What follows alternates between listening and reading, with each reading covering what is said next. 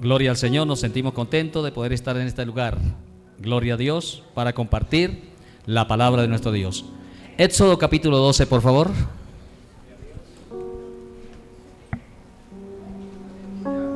Mi nombre es Domingo Villabona. Gloria al Señor, y por la misericordia del Señor estamos pastoreando la Iglesia Evangélica Pentecostal Internacional Retorno de Cristo en el municipio de Lloró, departamento del Chocó. Gloria a Dios. Capítulo 12 del segundo libro de la Biblia, Éxodo.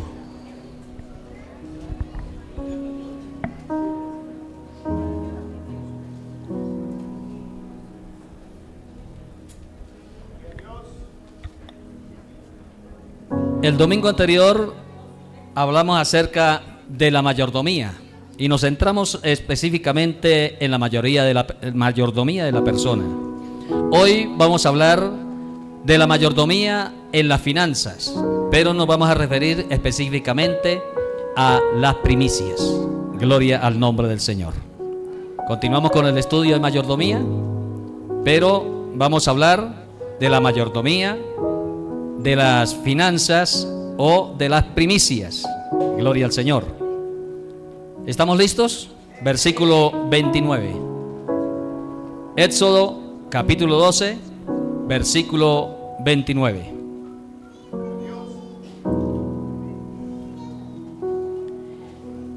Gloria al Señor. ¿Todos lo tenemos? Ok. Bueno, para que tengamos un concepto más claro, vamos a leer desde el versículo 1 en adelante. Dice así la palabra del Señor. Habló Jehová a Moisés y a Aarón en la tierra de Egipto, diciendo: Este mes os será el principio de los meses para vosotros, será este el primero en los meses del año. Hablad a toda la congregación de Israel, diciendo: En el 10 de este mes, tómese cada uno un cordero según las familias de sus padres, un cordero por familia. Mas si la familia fuere tan pequeña que no bastase para comer el cordero, entonces él y su vecino inmediato a su casa tomarán uno según el número de las personas, conforme al comer de cada uno. Haréis la cuenta sobre el cordero. El animal será con defecto. Así van siguiéndome. El animal será sin defecto, macho de un año, lo tomará de las ovejas o de las cabras, y lo guardarás hasta el día 14 de este mes, y lo inmolará toda la congregación del pueblo de Israel entre las 2 tardes. Y tomarán de la sangre y la pondrán en los postes y en el dintel de la casa en que lo han de comer. Y aquella noche comerán la carne asada al fuego, y panes sin levadura, con hierbas amargas lo comerán. Repitan ese versículo, por favor.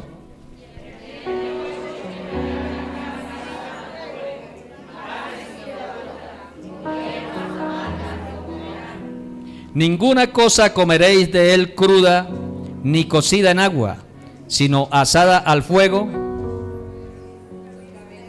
Su cabeza con sus pies y sus entrañas. Ninguna cosa dejaréis de él hasta la mañana, y lo que quedare hasta la mañana lo quemaréis en el fuego, y lo comeréis así.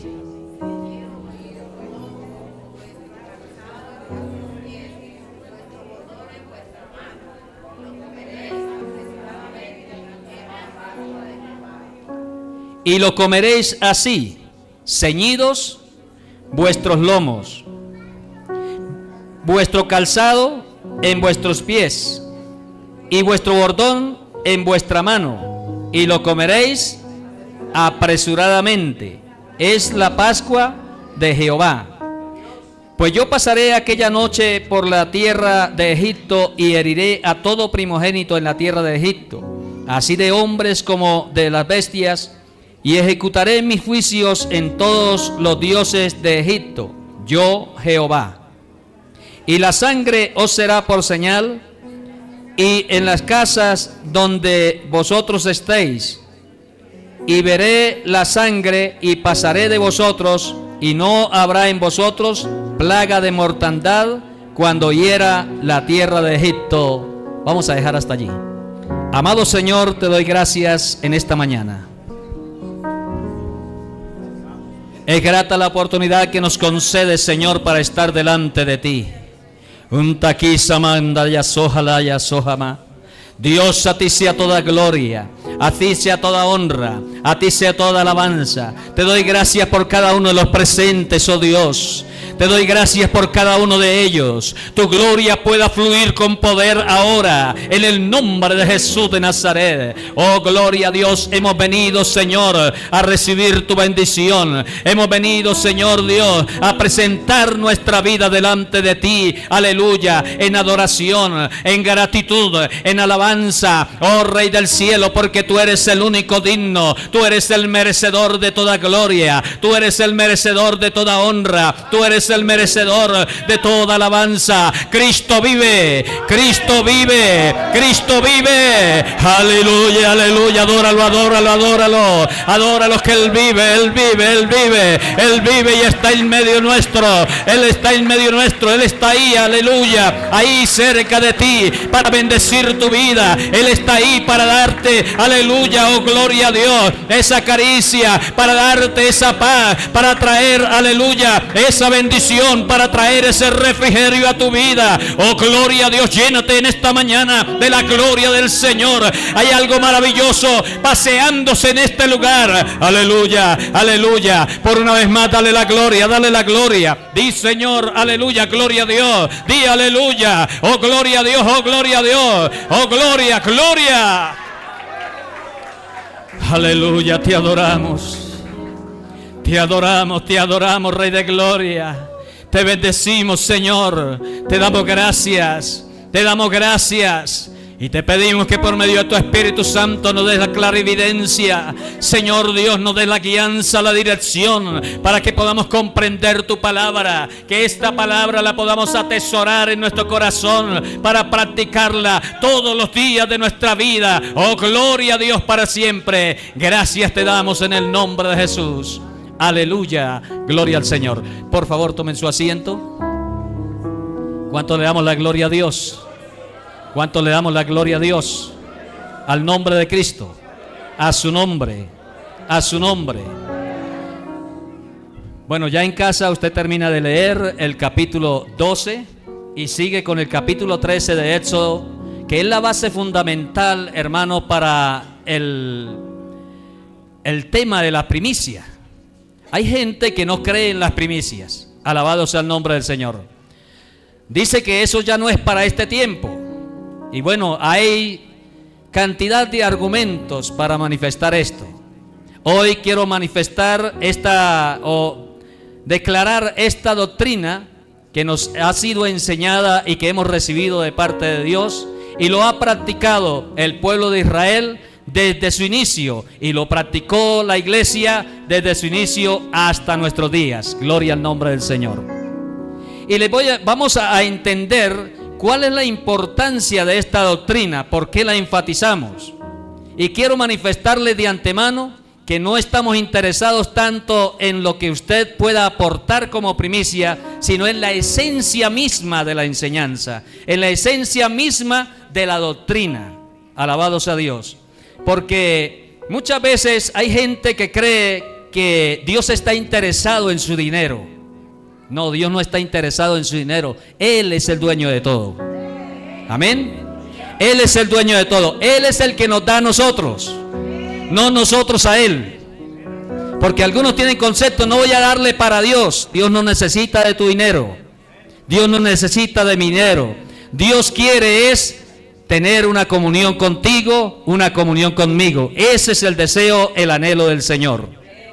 Pero Dios estableció su obra, y para su obra nos confió a nosotros para que la sustentáramos, a su pueblo.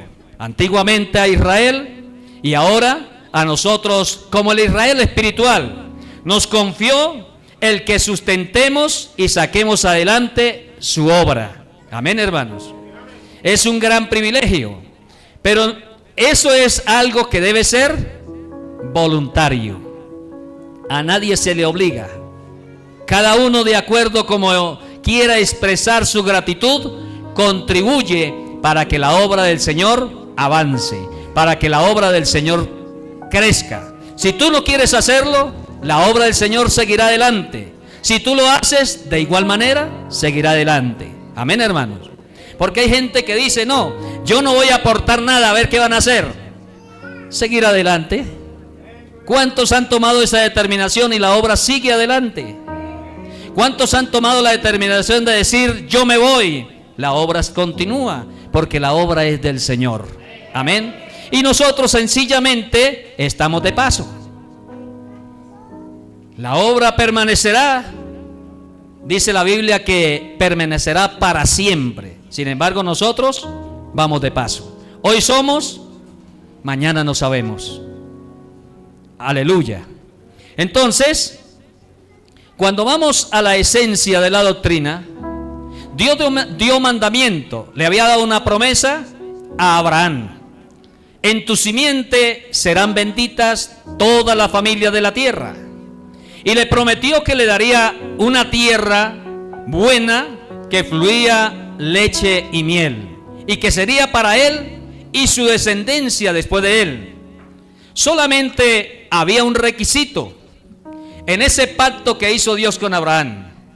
Si oyeres atentamente la voz de Jehová tu Dios e hicieres lo recto delante de sus ojos, entonces tu descendencia estará perpetuamente delante de mí, y lo llevaré a una tierra buena y amplia, tierra que fluye leche y miel. Esa fue la promesa.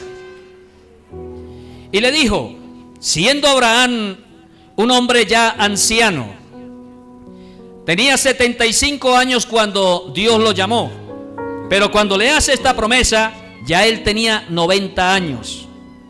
Y le dijo a los 75 años, sal de tu tierra y de tu parentela a la tierra que yo te mostraré. Tenía que dejar su tierra, tenía que dejar su casa, tenía que dejar su familia, tenía que dejar, donde él se había levantado, e ir a una tierra que Dios le decía, te la mostraré. Ni siquiera le dijo dónde estaba, solamente que caminara bajo su dirección. Y así Abraham le creyó a Dios y confió en esa palabra. En una ocasión, estando en un monte alto donde se podía divisar la tierra en diferentes ángulos, le dice Abraham, mira a la derecha, mira a la izquierda, mira al norte, mira al sur. Toda esa tierra que tú alcanzas a ver con tu vista, te la daré a ti y a tu descendencia después de ti. Y colocó como señal del pacto, porque le dijo que iba a hacer pacto con él, que establecería su pacto con él y con su descendencia después de él. Antiguamente solían que para hacer un pacto se hacía un sacrificio, se sacrificaban unos animales, una res, se colocaba, se partía medio a medio, y las partes que iban a hacer el compromiso, el pacto, debían pasearse por en medio de esa res que estaba partida en dos, y decían, así me haga Dios y aún me añada, si yo no cumplo con el compromiso que estoy haciendo hoy delante de Dios. Y mencionaba a la otra persona. Las dos partes debían pasearse por allí. Era el compromiso. Y si no cumplían el compromiso, era una maldición que caía sobre ellos, que ellos mismos estaban evocando. Gloria al Señor. Dice que Dios hizo caer sueño profundo sobre Abraham después que le ordenó que llevara una novilla, que llevara unas tortas, unos palominos, y hiciera el sacrificio. Y Abraham dice que caída la tarde, él ahuyentaba a las aves del cielo porque querían comerse los animales. Y de pronto cae sueño profundo sobre Abraham, y ve una antorcha que se paseaba por en medio de los animales. Y desde ahí, oye la voz del Señor que le dice, le confirma lo que ya le había anunciado, el pacto. Y le dijo, esta será la señal del pacto. El pacto estará en vuestra carne. Por lo tanto, se circuncidará todo varón. De 8 días de nacido se circuncidará. Y todo aquel incircunciso no puede entrar en el pueblo, porque la señal del pacto es la circuncisión. Empezamos por ahí. ¿Cuál era la señal del pacto? La circuncisión. ¿Todos saben qué es circuncisión?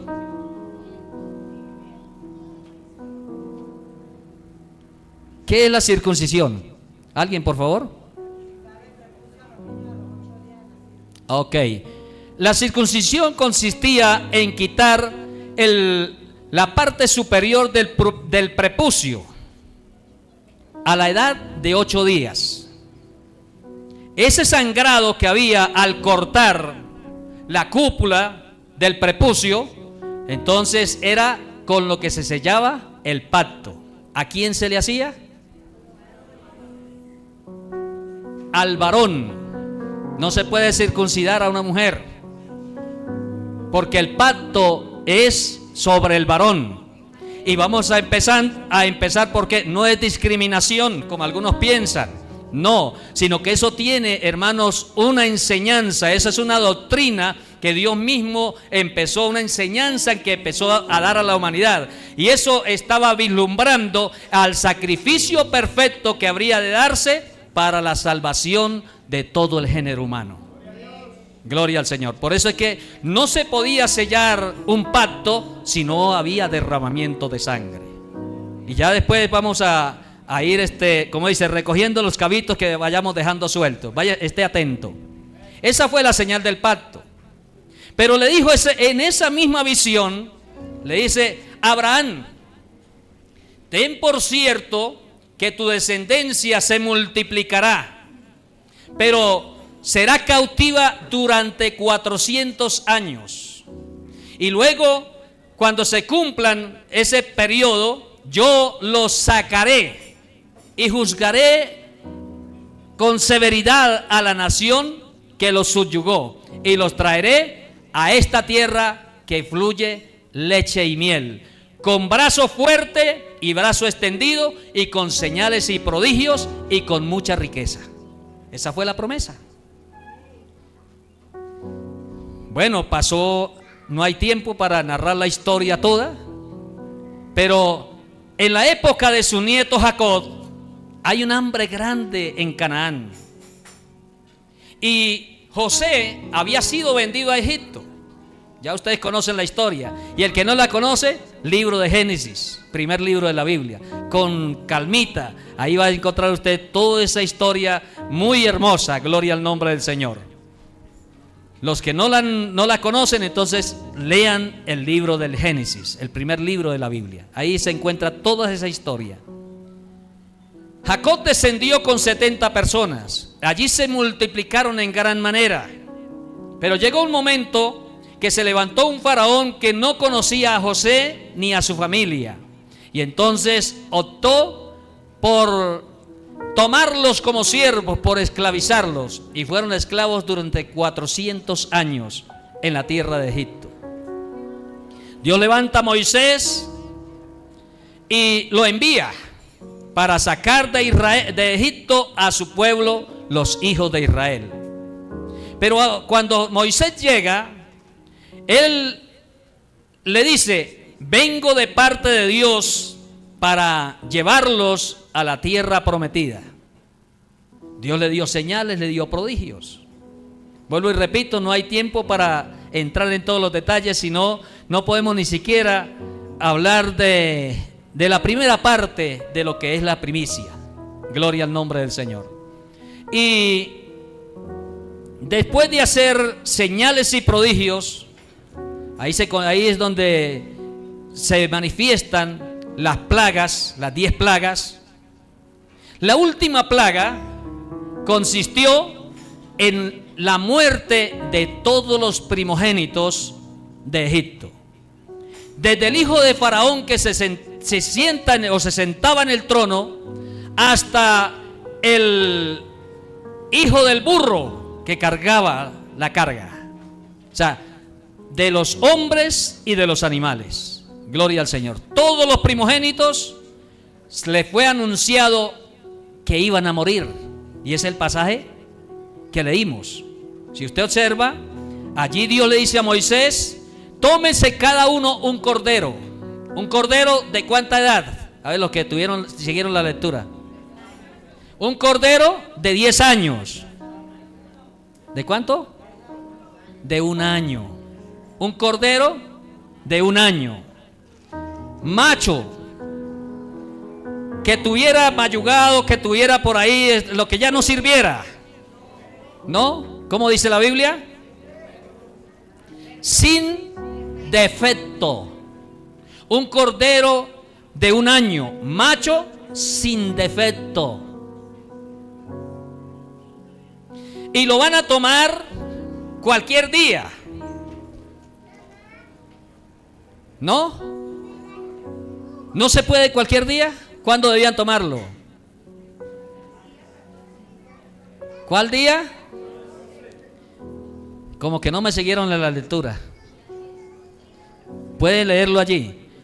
Lo tomarán el día 10 del mes primero. El día 10º del mes primero tomarán el cordero de 1 año sin defecto.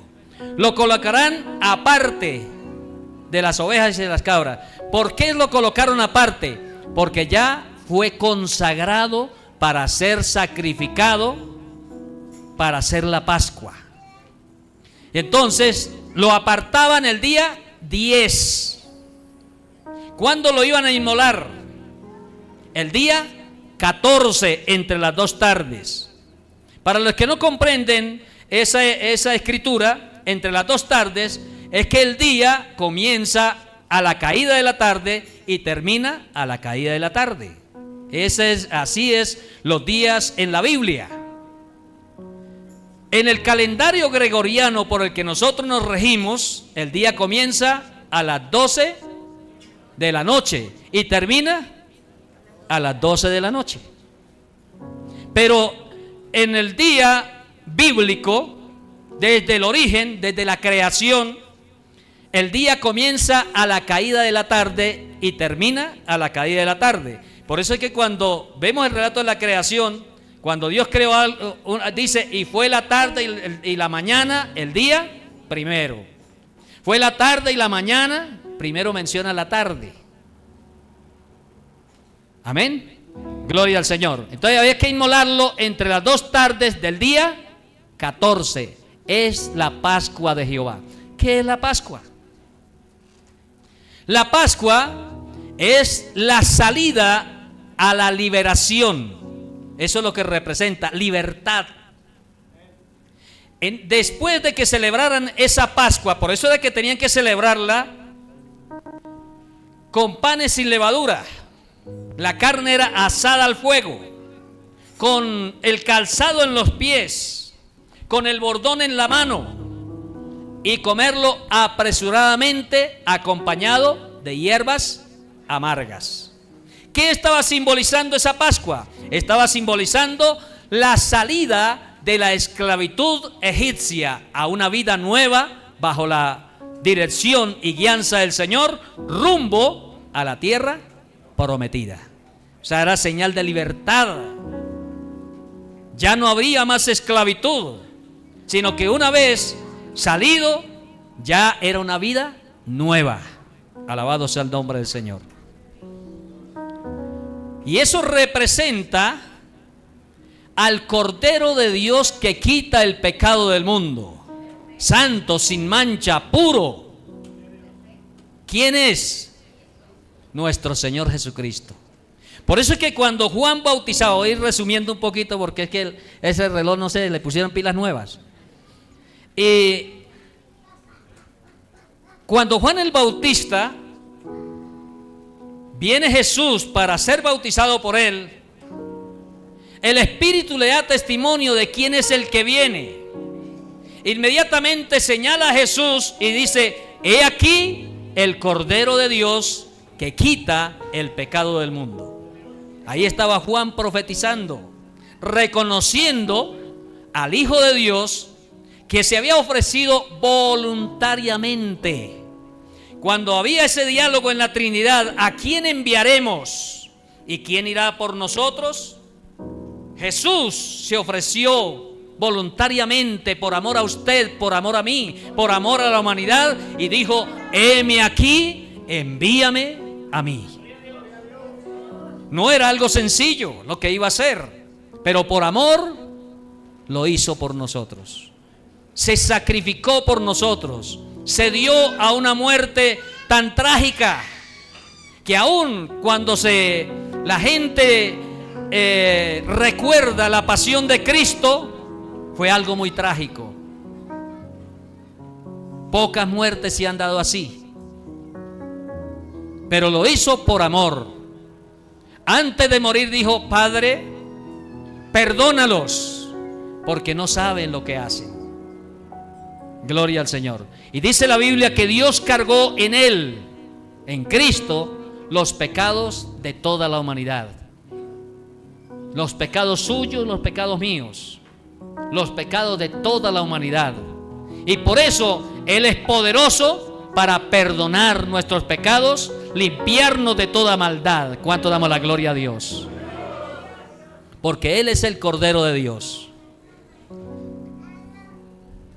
Hago una pregunta. ¿Cuántos han leído el Evangelio? Levanten la mano los que han leído los Evangelios. 1, 2, 3. Bueno, entonces lean la Biblia.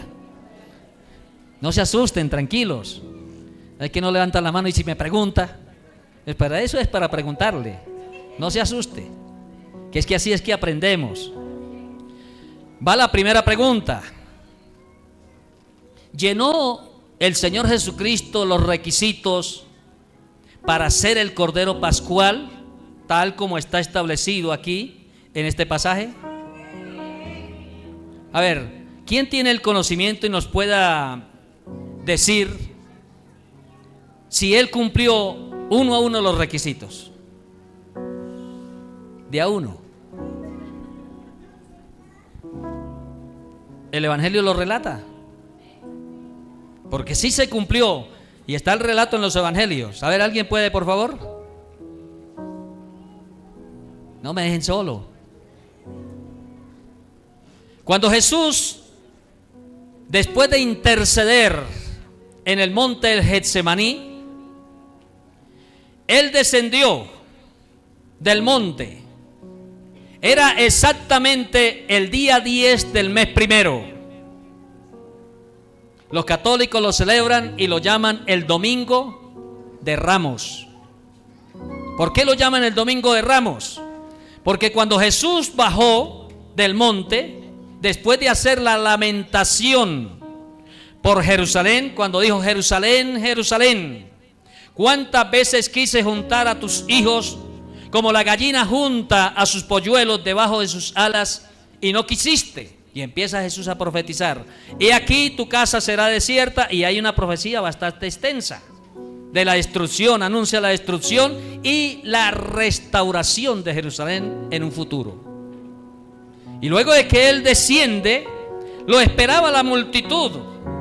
De pronto los apóstoles se quitan su manto y empiezan a tenderlo en el camino. Y la gente empieza a cortar ramas de los árboles, ramas de olivo y de otros árboles, y la colocaban en el camino por donde Jesús iba transitando. Y Jesús, antes de transitar por eso, dijo: vayan, y allá en tal parte hay un asno que nadie ha montado, un hijo de asno que nadie ha montado, traédmelo. Si alguien os dijere: ¿por qué desatáis el pollino?, decirle: el Señor lo necesita y luego lo devolverá.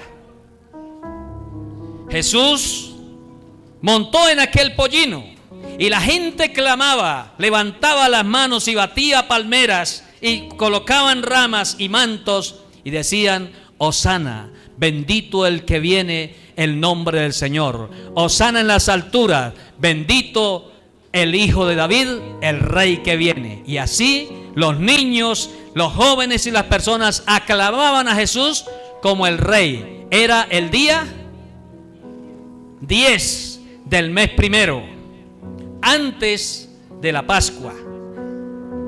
Los sacerdotes se enfurecieron juntamente con los escribas y los fariseos y dijeron: ¿qué os parece?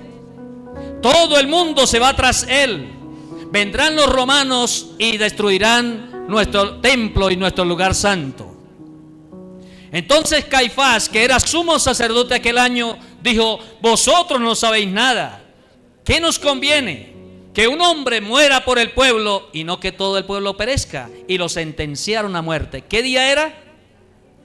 De manera que lo apartaron. Dijo: pero no lo hagamos ahorita, durante la fiesta, sino hagámoslo en la Pascua. De manera que lo sentenciaron. ¿Qué día lo sentenciaron? El día 10 del mes primero. ¿Y cuándo lo sacrificaron? El día 14, antes de la Pascua. Gloria al Señor, porque Él es el Cordero Pascual. Ahora, ¿por qué? ¿Qué razón tiene con las primicias? ¿Qué relación? Él es el primogénito de Dios. Él es el primogénito de Dios. Cuando vamos nuevamente al pasaje de Éxodo, entonces dice: tomaréis el cordero y lo sacrificaréis entre las 2 tardes, lo comeréis con panes sin levadura, con hierbas amargas, con el calzado en los pies, con el bordón en la mano, y lo comeréis apresuradamente. ¿Qué indica eso? Que hay que estar preparado porque el momento de partir llegó. Eso es lo que significa. No acostumbraban en Israel y en el Medio Oriente comer con las sandalias en los pies. No acostumbraban a comer con la capa puesta, ni con el bordón en la mano. Cuando iban a comer, como habitaban era en tiendas, entonces tenían alfombras o tapetes en el piso. Las personas, como llegaban polvorientos, porque no eran caminos pavimentados ni andaban en avión, sino que aquellas tierras son tierras desérticas donde corre mucho aire y se mueve mucha tierra por el aire, entonces los pies sudan. Y por eso había que, cuando se invitaba o se entraba a comer, se lavaba los pies, se quitaba la capa, se ungían el cabello, la cabeza, con aceite de oliva, y se lavaban los pies para poder entrar al tapete donde se aconclillaban, porque no tenían sillas. Tenían sillas y mesas los poderosos, los pudientes, pero la mayoría del pueblo comiera aconclillados en el suelo. O sea, se arrodillaban y se aconclillaban, así comían. La vasija la ponían en medio, ahí colocaban con el guiso lo que habían preparado, colocaban los panes, cada quien iba partiendo su pedazo de pan y lo iba untando en el guiso, iba tomando, y así era que comían en familia alrededor de la vasija. Por eso no comían con las sandalias en en los pies, ni con el bordón en la mano. Pero para la Pascua se les dijo que debían hacerlo de esa manera. ¿Por qué? Porque era el momento de la salida, lo que estaba representando. Había que estar preparado.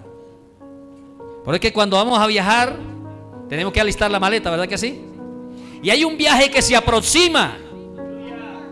Ya pronto suena la trompeta, hermano, y ya no va a haber tiempo para estar preparando la maleta, hay que tenerla lista.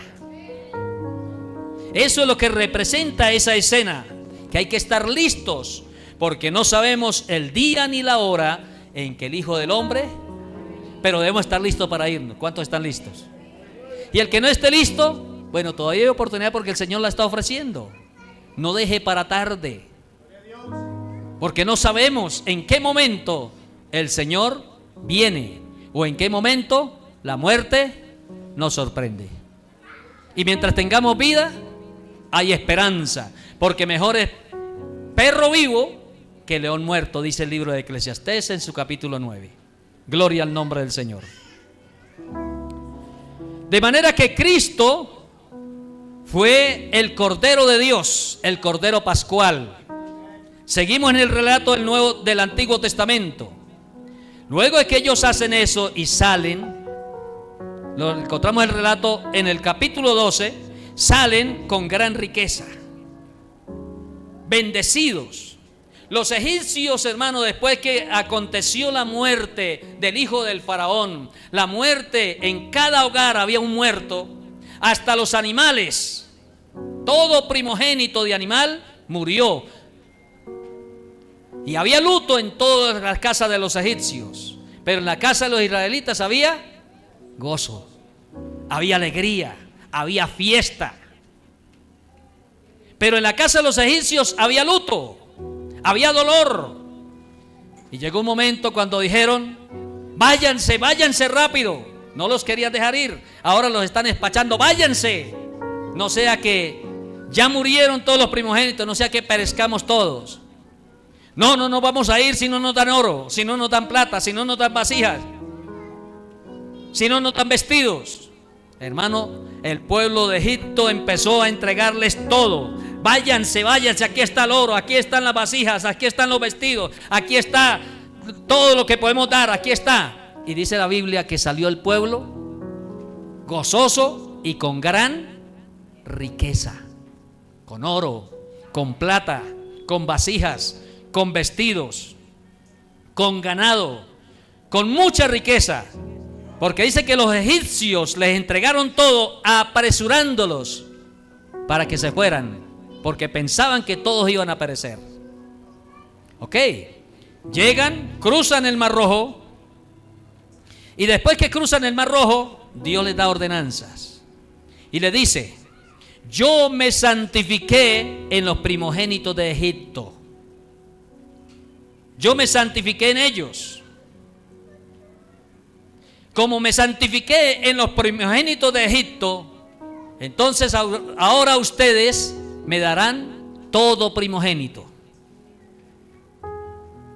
Todo primogénito de hombre y todo primogénito de animal es mío, porque yo me santifiqué en los primogénitos de Egipto.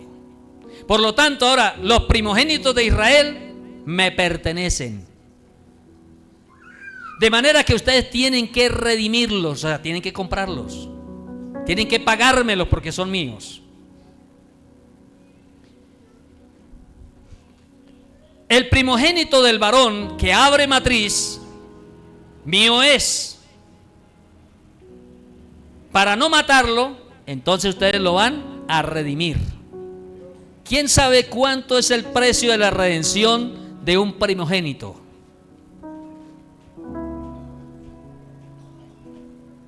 ¿Ninguno? El precio de la redención de un primogénito es 20 siclos de plata. Un ciclo equivale a un denario. Un denario equivale a el salario de un jornalero por un día de trabajo. Eso es el precio de la redención de un primogénito, 20 siclos de plata.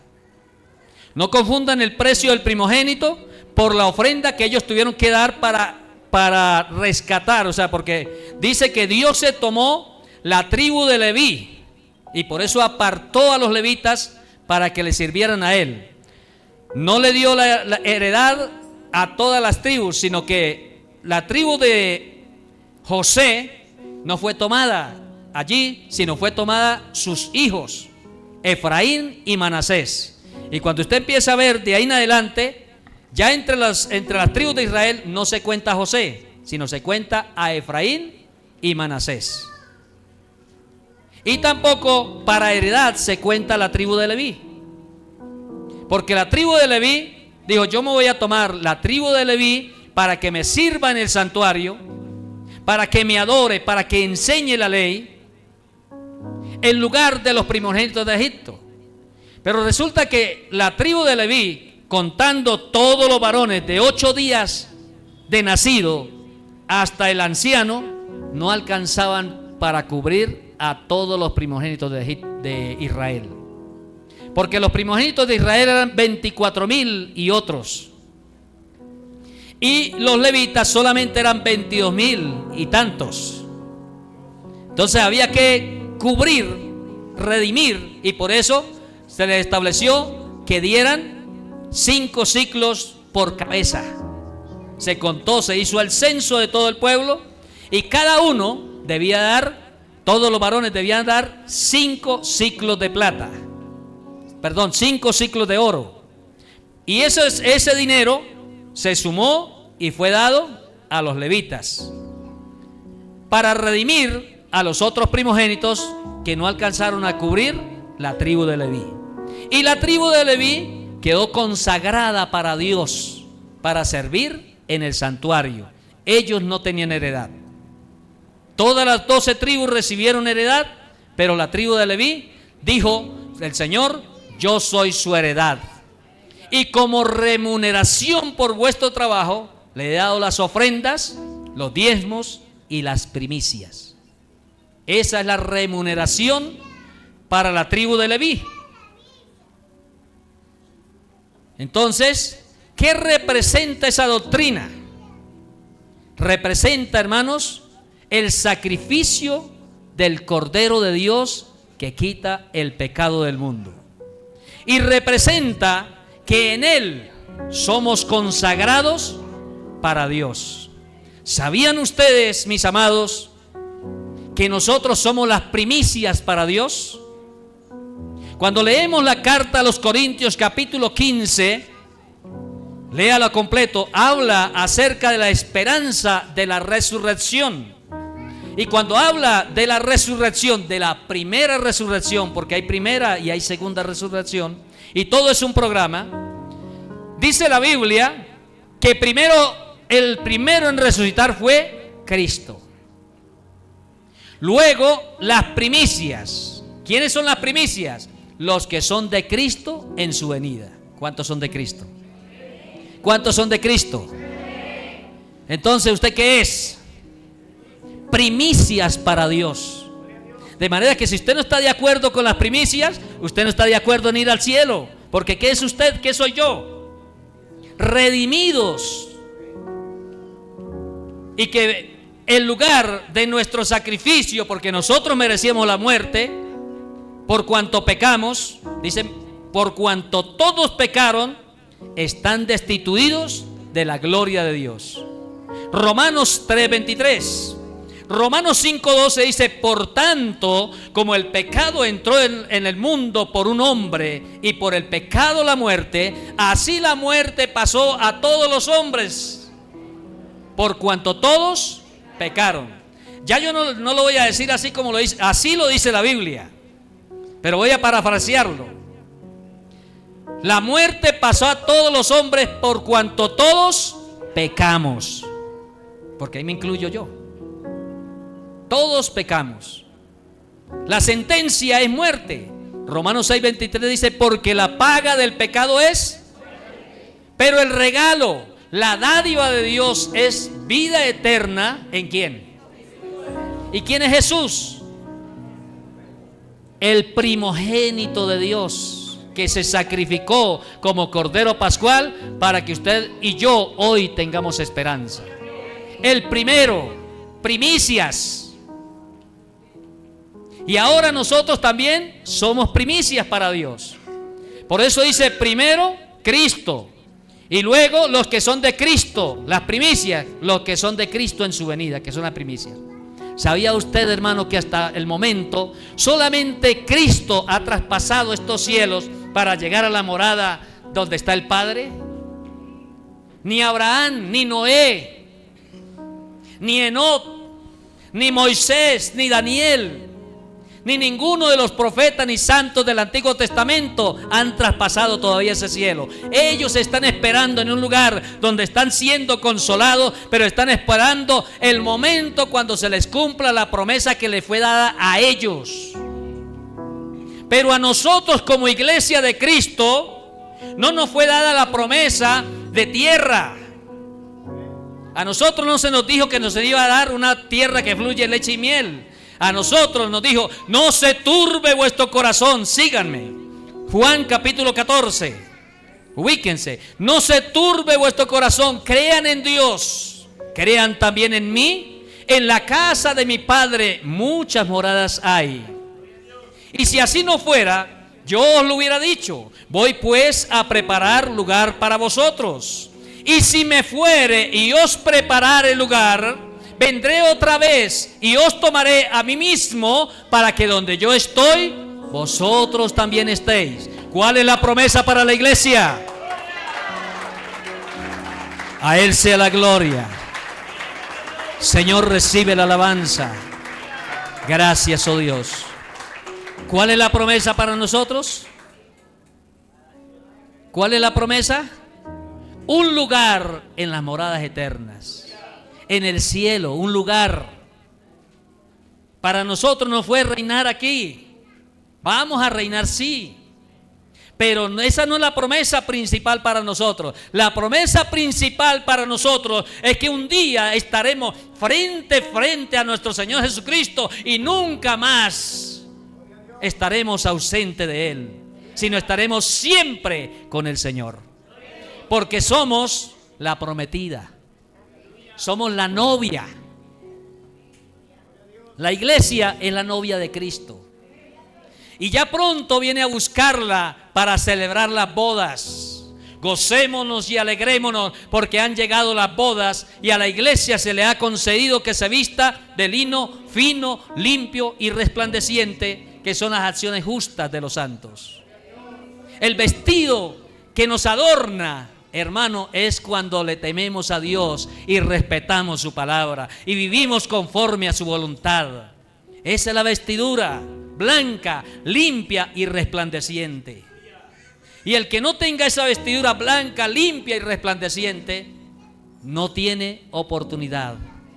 Ahora el Señor está ofreciendo la oportunidad para limpiar, para lavarnos, y sigue haciendo ese proceso en nosotros, porque no pretendemos ya haberlo alcanzado. Proseguimos, hermano, al blanco, al premio del supremo llamamiento de Dios en Cristo Jesús. No somos perfectos, estamos en pro de esa perfección, diciéndole: Señor, aquí estoy, sígueme ayudando. ¿Cuántos necesitan la ayuda del Señor?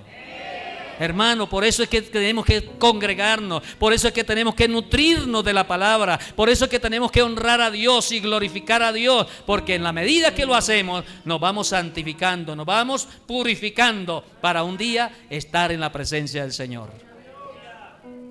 Y recuerden esto: la sangre y la carne no pueden heredar el reino de Dios. Usted puede esforzarse mucho para verse bonito, para verse bonita, para verse preciosa, pero tarde o temprano su hermosura, su preciosidad terminará en el polvo, porque polvo somos y al polvo volveremos. A veces que ya no queremos ni caminar por el piso, como que somos, no, hermano, somos polvo y somos tierra. Pero dentro de nosotros hay algo preciado, algo maravilloso que Dios colocó, llamado alma, que esa es la que va a ir al cielo. Y ella va a recibir un cuerpo incorruptible de gloria. Ya no un cuerpo defectuoso como este. Hay algunos que están disconformes con su cuerpo. Ay, que yo hubiera sido de ojos azules, que yo hubiera sido, bueno, es que a mí me faltó. Otra vez: a mí me sobró. Si yo fuera más planita por aquí, más parejita por aquí y menos por allá, me vería mejor. Sea agradecida, sea agradecido como Dios. Míreme a mí, yo estoy contento, hermano. Y eso que yo hubiera sido más golpeado que pocillo de loco. Y ando todo estropeado, porque he tenido cualquier cantidad de situaciones adversas. Yo tuve un accidente que el médico dijo que yo no caminaba, que yo no volvía a caminar. Chuequito, pero camino. Amén, hermanos. Y le sirvo al Señor así. Y llevo las señales de Cristo en mi cuerpo. Gloria al nombre del Señor. Pero, amados, esto pasa. Un día voy a recibir un cuerpo incorruptible de gloria. Perfecto. Perfecto. Aquí nunca vamos a alcanzar perfección, pero allá sí. Perfecto. El que decía: ay, no, es que yo muy pequeñito, no, allá va a crecer. Ah, no, es que yo era muy grande, yo no, allá va. Es que yo era muy voluminoso. No, tranquilo, que allá va a tener una figura bonita. No, que hermano, ya que a mí por la ropa era que me veían. no se preocupe que allá se le va a ver buen cuerpo, porque allá todo es perfecto, perfecto. Pero eso es mediante el primogénito de Dios. Por eso enfatizamos la doctrina de las primicias, hermano, porque nosotros mismos somos primicias para Dios. Y vuelvo y reitero, no es con el fin de que de pronto alguien llegue a decir, no, es que está interesado. Pues por supuesto que sí estoy interesado en que se cumpla lo que la Biblia dice, y por eso lo estamos enseñando. Pero eso ya queda voluntariamente de cada uno. Dios estableció diezmos y ofrendas y primicias para sustentar su obra a los que trabajan en la obra del Señor a tiempo completo. Por eso dijo, no tendrán heredad, sino que yo les he dado como remuneración por su trabajo, porque nadie me servirá por las manos vacías, o sea, de balde. Les he dado como remuneración por su trabajo los diezmos, las ofrendas y las primicias. Por eso se estableció una familia pastoral en este lugar. Pero esa familia pastoral, que ustedes conocen ahí, ese flaquito que se mueve para allá y para acá, y a esa preciosa dama y sus hijitos, no son cuerpos gloriosos. Son cuerpos de carne, hueso y pescuezo. Comen y beben, visten, también se fatigan con cansancio. Pero él se apartó de allá de la empresa donde ustedes sabían que trabajaba para dedicarse a la obra del Señor. Ahora la obra del Señor debe sustentarlo. Porque ¿dónde recibía más pago? ¿Aquí o allá? En números, vamos en números, en pesos. En la empresa. En la empresa. Claro, tenía sus compromisos. Ahora, si le pregunto dónde está mejor, él me va a decir que aquí. Por supuesto que aquí, porque estamos sirviéndole al Señor, aunque a veces se pasa dificultades. A veces tiene que decirle, Señor, mire, me falta tal cosa. Porque hay algo muy tremendo, hermano. Él nunca le va a decir, por lo menos la mayoría, si hay algunos que no solamente dicen, sino hasta que llegan a su casa y dicen, esto me gustó, y se lo va llevando, porque hemos tenido esas experiencias. Pero alguien con criterio, hermano, no va a decir, mire, yo tengo tal necesidad. ¿Vamos a quién? A Dios, que es a quien le estamos sirviendo. Pero Dios nos va a bendecir y va a suplir la necesidad, es a través del pueblo. Porque dijo el Señor, y habrá un rebaño y habrá un pastor. Amén, hermanos. Gloria al Señor. La tarea del pastor es enseñarles la palabra, es ayudarlos a que ustedes crezcan en la gracia, para que estemos preparados para la venida del Señor. Y la tarea de ustedes es velar por su pastor, cubrirlos con la oración. Y en la medida como Dios los bendiga, aporten lo que no es suyo. Lo que no es suyo, y de lo suyo, si quiere darle, Dios le va a bendecir. Pero aporte lo que no es suyo. ¿Qué no es suyo? El diezmo. ¿Qué no es suyo? Las primicias. Porque esas están consagradas por Dios para Él. No vamos a decirle como decía yo cuando estaba niño. No es que los evangélicos engañan a la gente. Llegan y toman la ofrenda y después le dice cierren los ojos y dice Dios vino y se llevó la ofrenda. No, hermano, esa ofrenda no se la lleva Dios. Dios no necesita. Él no depende de nosotros.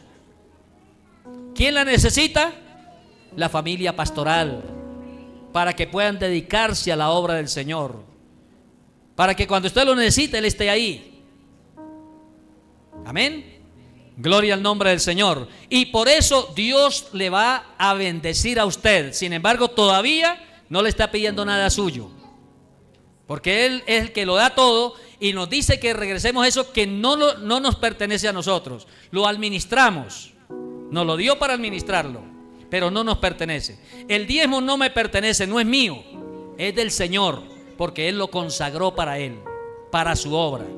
De manera que de lo que Él me da, Él dice que yo puedo tomar el 90% para mí, para administrarlo a como a mí se me antoje, me disculpan la expresión, pero la 10ª parte no la va a administrar usted. La 10ª parte usted la va a llevar al alfolí. Las primicias, que es lo primero, porque no alcanzamos a llegar allí a los frutos, lo primero de cada cosa, eso es primicia, aparte del macho que abre matriz. Entonces, ese tampoco le pertenece porque es consagrado para Dios. ¿Qué debo hacer? Entregarlo. ¿Para quién? Ay, hermano, es que yo le voy a dar una primicia, pero es para la iglesia. Y de paso, a veces hace calor, entonces compra un ventilador de tal marca. Eso no es primicia. Las primicias y los diezmos y las ofrendas no es para que usted los administre, ni para que usted diga en qué las deben emplear. Para eso en la iglesia hay una junta administrativa y ellos que conocen la necesidad son los responsables de esa administración y ellos son los que tienen que darle cuenta a Dios si no lo hacen con integridad. Mi deber es aportar lo que es de Dios, traer lo que es de Dios. Lo que hagan ellos darán cuenta. Porque hay gente que a veces dice, no, es que yo no veo qué hacen. Y entonces empiezan a administrar por sí mismos. Así no dice la Biblia. Y por eso a veces la bendición no viene a tu vida. Gloria al Señor. Entonces no puede condicionar. Desde antiguo, en el Antiguo Testamento se estableció una junta de sacerdotes que ellos eran los que llevaban las porciones, le daban la alimentación a todos los sacerdotes. ¿Y cómo le daban las porciones? Dice, le van a dar conforme al comer de cada uno. Si comía bastante, dele bastante. Para que no vayan a decir, oye, yo estaba sirviendo en el altar, sirviéndole a Dios y siempre quedaban con hambre. No, Dios no es así. Dice, dele conforme al comer de cada uno. Y usted sabe que en eso sí nos diferenciamos. Hay unos que comen más que, hermano, una escofina nueva. Dijo el hermano Gille en una ocasión en una predicación. ¿Cuántos se acuerdan del hermano Gille Ávila? Dijo, y hay hermanitos que comen más que un pichón de elefante. Que comen más que un pichón de elefante. Gloria al Señor. Entonces, eso es para la obra del Señor. Noten bien que yo no le estoy haciendo énfasis. ¿Qué es lo que deben traer? Ya usted estudie la palabra del Señor. Le estoy hablando de la esencia y lo que representa. ¿Por qué Dios estableció las primicias? Porque eso era una señal de lo que Él está haciendo y de lo que va a suceder. Y nosotros mismos nos debemos a Dios. Le pertenecemos a Él porque fuimos comprados por precio. ¿Y qué precio? No fue 20 ciclos de plata. Fue sangre. La sangre del unigénito Hijo de Dios, que se dio como primicias para que usted y yo seamos salvos. De manera que no nos dejemos envolver por tantos charlatanes que andan hoy en las redes sociales y en todas partes diciendo, no, esto sí y esto no. Sigamos lo que dice la Biblia. Obedezcamos lo que dice la Escritura. Amén, mis amados. Gloria al nombre del Señor. De manera que las primicias, cuando usted empieza a leer el resto del pasaje y otros pasajes que hay con respecto a esta doctrina, no se traían el primer día del año. Se traían cuando maduraban los primeros frutos de la cosecha.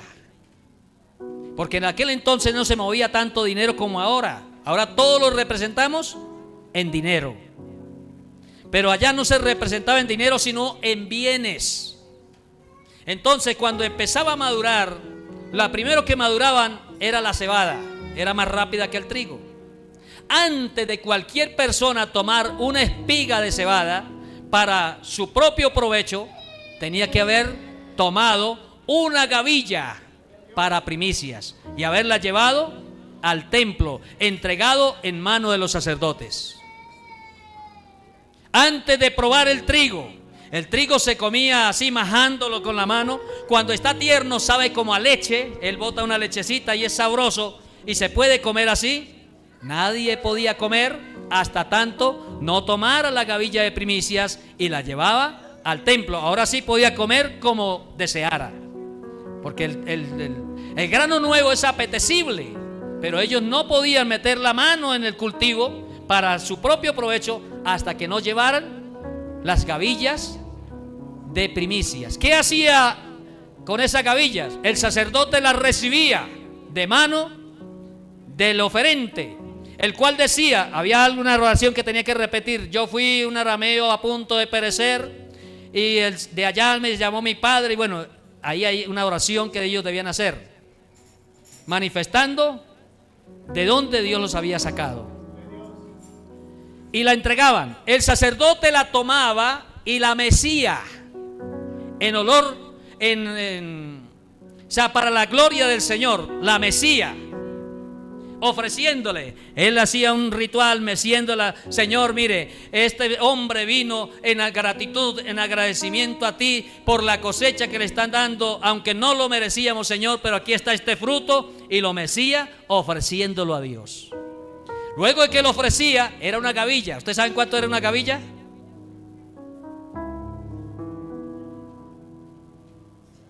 ¿Qué pasó? ¿Se fueron? Una gavilla son 12 manojos. Un manojo es lo que la persona agarraba así entre las manos cuando estaba segando. Lo que alcanzaba a agarrar y ajustar entre las manos era un manojo. Y una gavilla tenía 12 manojos. Entonces, ¿qué hacía el sacerdote? Tomaba un manojo. ¿Cuántos quedaban? 11. Y lo quemaba en el altar del incienso, en olor grato para Jehová. El resto, ¿para quién era? Para él hacer pan también fresquito, porque al sacerdote también le gustaba el grano fresco. Entonces los otros 11 manojos eran para el sacerdote. Él ofrecía uno, o sea, quemaba uno. Los ofrecía todos en acción de gracia, pero quemaba uno, y los otros 11 era para él. Y asimismo, aparte de lo que era el diezmo, entonces cuando una persona llevaba sacrificio, llevaba holocausto por la culpa, por la como ofrenda, por la purificación y tantos otros rituales que había, entonces el sacerdote tomaba del sacrificio, la espaldilla era para él, o sea, una costilla. Si era un becerro, una costilla entera era para el sacerdote, el resto la quemaba. Si traían primicias, él las ofrecía. Y entonces, si traía un animal vivo como primicia, él no lo quemaba, lo ofrecía a Dios, hacía la oración por el oferente. Y para allá en la casa del elegido, entonces por eso los sacerdotes tenían ganado, para el corral, exactamente, era de él, del que estaba de turno, del que estaba de turno. Habían 3 épocas del año donde todos debían estar presentes, todos los levitas y sacerdotes: la fiesta de la Pascua, la fiesta de las cosechas o primicias, y la fiesta de los tabernáculos, que era al final de la cosecha. Al final de la cosecha ellos debían otra vez ir a la casa de Dios, llevar ofrenda y agradecerle a Dios por la cosecha abundante. O sea, primero recordaban la Pascua, que era la salida de la esclavitud. Eso lo hacían, ¿qué día? ¿Cuándo se celebraba la Pascua? El día 14 del mes primero. Se contaban 50 días después de la Pascua. Y a los 50 días, entonces llegaba la fiesta de las primicias. Por eso se llama la fiesta del Pentecostés. Penta viene de 50. Y 50 días después de celebrada la Pascua, se presentaban otra vez con las primicias. Y al final de la cosecha, que era aproximadamente unos 3 meses después, esquilaban las ovejas y ya tenían el trigo en el granero. Entonces ahora hacían una gran fiesta y se presentaban delante de Dios. Alabado sea el Señor. Cuando haya más tiempo les explico la mayordomía, las finanzas en cuanto a los diezmos, porque habían 3 clases de diezmos. El diezmo normal, que es el que hay que llevar al alfolí. El diezmo para que cuando llegara el momento de presentarse en la casa de Dios, porque 3 veces se presentarán delante de mí en el año, no vaya a decir, no tengo con qué ir. Entonces iba apartando una 10ª parte de lo que ganaba para ir y comprar y ofrecer sacrificios y gozarse con la familia en la presencia de Dios. Y el diezmo, o un tercer diezmo, que era para la viuda y para los huérfanos, ese sí lo podía administrar cada uno. Si había una viuda, había un huérfano, de ese diezmo que iba apartando para eso, entonces podía darle a la viuda y darle al... Y ahí está la confusión, porque algunos quieren administrar el diezmo, porque dice que la Biblia dice, sí, la Biblia dice que usted puede administrarlo, pero el que se saca para la viuda y para el huérfano, no el ordinario. Y el que de presentarse y es que yo me lo puedo comer con la familia, porque la Biblia dice, sí, es también, pero no era el diezmo ordinario, sino otro que tenía que apartar para que nadie se presentara delante de Dios con las manos vacías, y para que cuando llegara el momento de ir al lugar, así le quedara distante, no le tomara por sorpresa y a decir, no puedo ir porque no tengo cómo ir. ¿Se dan cuenta que Dios es un Dios ordenado? Concluyo, porque el reloj no se para. Voy a dar una aplicación con respecto a esto. Ya hablamos que Cristo es el Cordero Pascual, ¿verdad que sí? Fue apartado el día 10º. Históricamente, usted puede buscarlo históricamente, Jesús fue sentenciado el día 10 del mes primero y sacrificado entre las 2 tardes del día 14, cumpliendo el requisito. Pero 50 días después de ese sacrificio, entonces Dios da las primicias de su Espíritu. Por eso es que Cristo resucitó y se presentó con pruebas indubitables durante 40 días. Y se fue a la vista de todos. Cuando ellos estaban perplejos mirando cómo Jesús se iba, él antes le había dicho, no se vayan de Jerusalén hasta que no sean revestidos de poder de lo alto. Serán bautizados con Espíritu Santo y fuego. Esperen la promesa, la cual yo les dije, recibiréis de mi Padre. Y a la vista de más de 500 hermanos que estaban juntos, reunidos allí, Jesús empezó a levantarse. Y luego vino una nube que lo ocultó de sus ojos. Y ellos, perplejos mirando a Jesús que se iba, se pararon al lado de ellos unos ángeles que le dijeron, varones galileos, ¿qué hacéis mirando al cielo? Este mismo Jesús que ha sido tomado de vosotros al cielo, así mismo vendrá del cielo. Y no se vayan, reúnense allá en el aposento. Todos se fueron al aposento. Ya había Cristo hablado con ellos allá en la orilla del mar. Ya había tenido que reunirlos porque todos se habían apartado, hermano. Todos se habían vuelto a la vida antigua. Pedro encabezó esa rebelión, si es que lo podemos llamar así. Se los llevó a todos a pescar. Y allá Jesús tuvo que ir otra vez a hablar con ellos y le dijo, bueno, ahora sí, váyanse. Ahí sí ya obedecieron y se fueron al aposento alto. ¿Cuántos días duraron allí? ¿Cuántos días duraron allí?